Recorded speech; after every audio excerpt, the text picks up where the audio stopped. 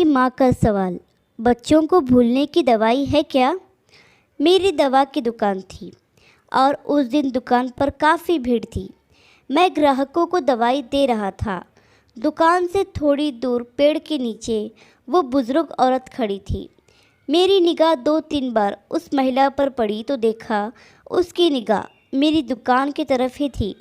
मैं ग्राहकों को दवाई देता रहा, लेकिन मेरे मन में उस बुज़ुर्ग महिला के प्रति जिज्ञासा भी थी कि वो वहाँ खड़े खड़े क्या देख रही है। जब ग्राहक कुछ कम हुए तो मैंने दुकान का काउंटर दुकान में काम करने वाले लड़के के हवाले किया और उस महिला के पास गया। मैंने पूछा, क्या हुआ माताजी, कुछ चाहिए आपको? मैं काफ़ी देर से आपको यहाँ खड़े देख रहा हूँ। गर्मी भी काफ़ी है, इसलिए सोचा चलो मैं ही आपसे पूछ लेता हूँ, आपको क्या चाहिए? बुजुर्ग महिला इस सवाल पर कुछ सकपका सी गई।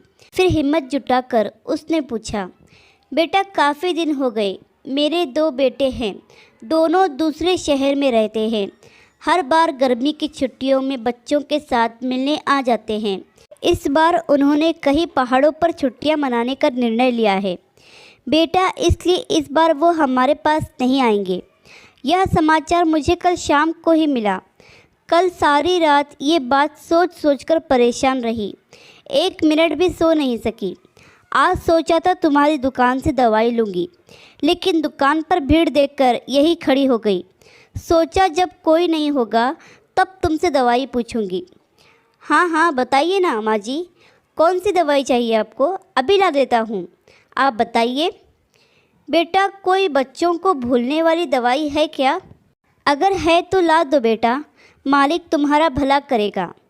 इससे आगे के शब्द सुनने की मेरी हिम्मत ही न थी। मेरे कान सुन्न हो चुके थे। मैं उसकी बातों का बिना कुछ जवाब दिए चुपचाप दुकान की तरफ लौट आया, क्योंकि उस बुज़ुर्ग महिला की दवा उसके बेटों के पास ही थी, जो शायद विश्व के किसी भी मेडिकल स्टोर पर नहीं मिलेगी। अब मैं काउंटर के पीछे खड़ा था। मन में विचारों की आंधी चल रही थी, लेकिन मैं उस पेड़ के नीचे खड़ी उस माँ से नज़रें भी नहीं मिला पा रहा था।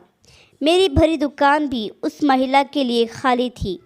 मैं कितना असहाय था, या तो ये मैं जानता था या मेरा भगवान।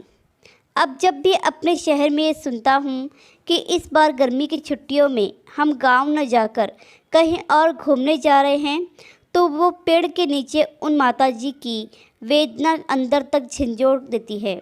यह कहानी जो संसार में माँ के प्रेम की वेदना का एहसास करा रही है।